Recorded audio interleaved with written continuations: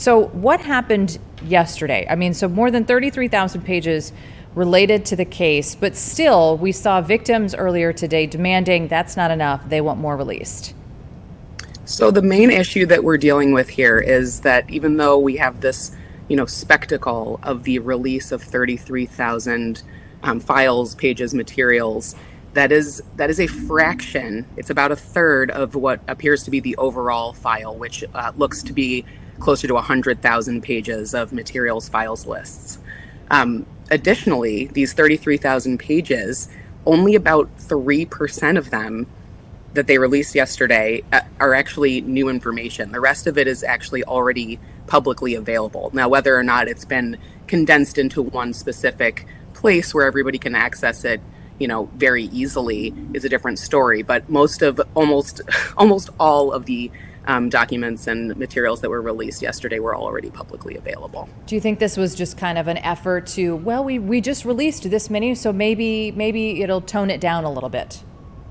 Absolutely. That's, I think, exactly what's going on. They were receiving tremendous pushback in Washington, even from within, their own party. The Republican Party has several different representatives doing significant pushback to say we need these files released. There needs to be transparency. And, anybody saying that is absolutely correct. We are in a position in society where we are trying to move away from the old model of, protecting the powerful and villainizing the victims. And when we have a situation where there is no transparency, where something that we all know is available to be released but is still being hidden, that's problematic. Have we seen, this is a criminal case, have we seen a case like this so politicized, at least in recent years? Probably not as big as this one, but we have to also remember this is not just about one man. This is not just about Jeffrey Epstein. This is about the way we treat victims. This is about the way we treat powerful people and institutions. You have to understand the women coming forward to speak publicly about this were girls, were children, teenagers when they were abused and victimized in this case.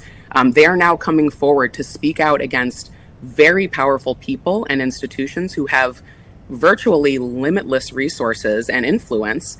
And it takes tremendous, courage and bravery for them to come out and speak out about this. It can cost them their livelihoods, their careers. They're having their their characters attacked.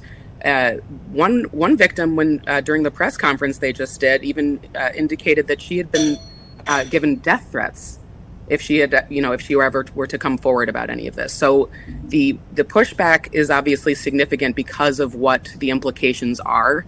But this is not just about one man and one case. Will we see all of it released? I know you don't have a crystal ball.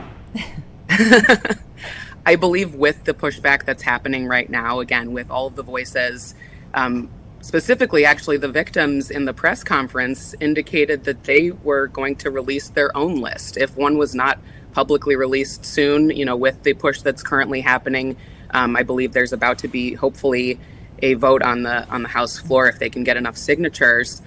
The victims indicated they were going to release their own list. They are familiar with the people that were involved, and it's a tricky situation because, again, the things that they are facing, the implications and the threats that they're facing for coming forward. But this is not something that I think anybody at this point is taking lightly, and any pushback, again, from our current administration, I think is going to fall short very soon. Are you just shocked? I mean, obviously when the story first unfolded years ago, it was shocking in its nature. And now, to be this far along and now lawmakers, it's taking over what's going on in Congress, and lawmakers are deciding, whether or not the amount of, political response and, taking sides.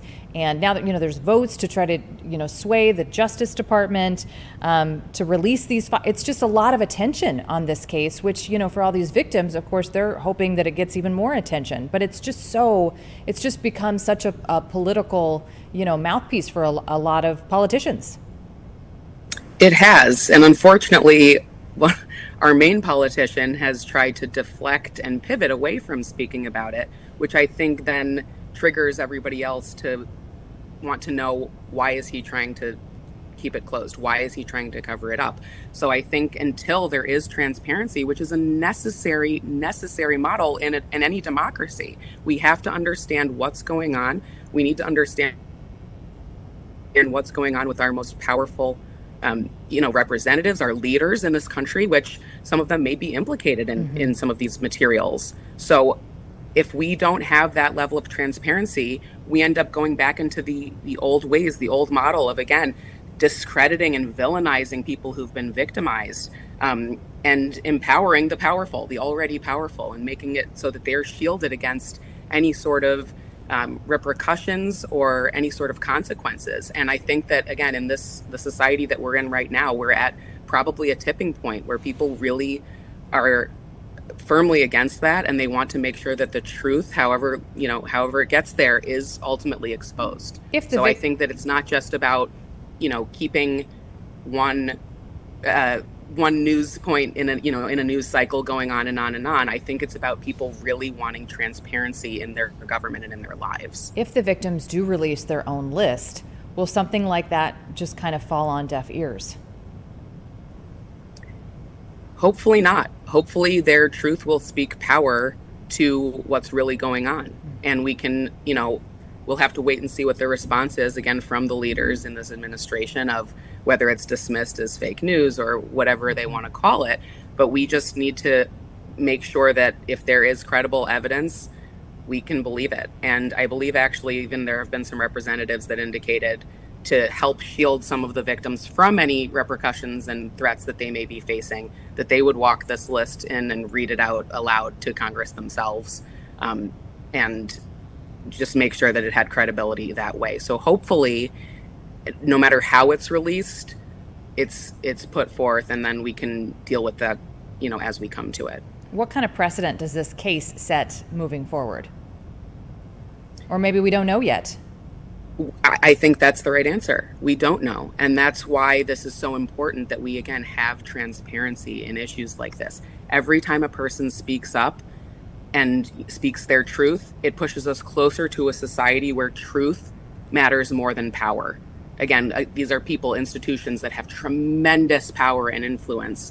And if we can have even one voice, each time one voice speaks up, I think that can bring us closer to a society where we can protect each other, protect ourselves, and make sure that we're not just being pushed down by the most powerful elite people in this country. What's next to happen, do you think? What's the next thing that you think will happen with this? Are we just waiting on that vote, by the House? Sure. Yes, we're waiting on the vote, and once that happens or goes through, they will be essentially forced to release at least the remainder of the, again, I believe it's about 100,000 pages of documents. So if they've released about 33,000, they got 66,000 more to go. And that's significant because, people are really looking to see the majority of what's going on, and nobody likes things being hidden from them. So once we can see if that goes through, if we can get everything else released, then we can move forward with what the next steps might be, with whether that is, further criminal prosecutions or whatever that is. Nobody should be shielded from the repercussions of behavior that's implicated in a case like this. All right. Well, Heather, thank you so much for your time. We appreciate your expertise in this case. Thanks for joining us here on Chicago Live.